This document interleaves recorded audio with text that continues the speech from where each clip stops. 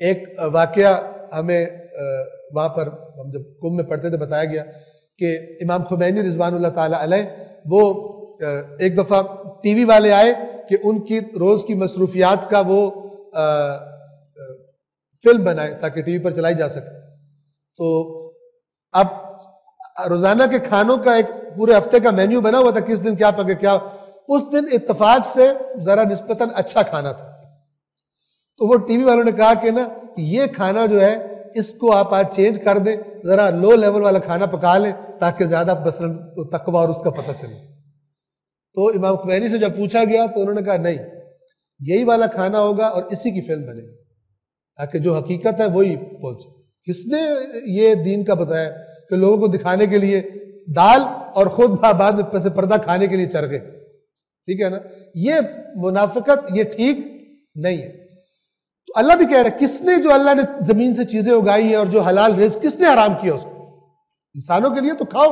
اور اللہ تو کفار کے کھانے سے زیادہ راضی ہوتا ہے مومن کے کھانے سے جو اس کا اطاعت گزار ہے. البتہ اسراف نہ کرو، ضائع نہ کرو. اور یہ نہ ہو کہ مثلا غریب مسکین بھول جائیں، تم کو اللہ نے حلال کیا ہم کھائیں پیئیں، غریب بھول جائے تم.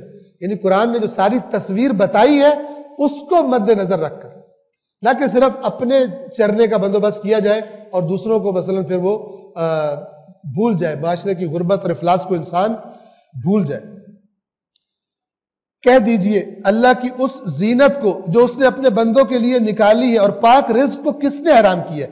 کہہ دیجئے یہ چیزیں دنیاوی زندگی میں بھی ایمان والوں کے لیے ہیں، یعنی اللہ اس پہ راضی ہے، اور قیامت کے دن خالصتاً انہی کے لیے ہوگی. کفار کو اللہ دنیا میں موجے کر رہے ہیں، نکال لے، ان سے چھین لے.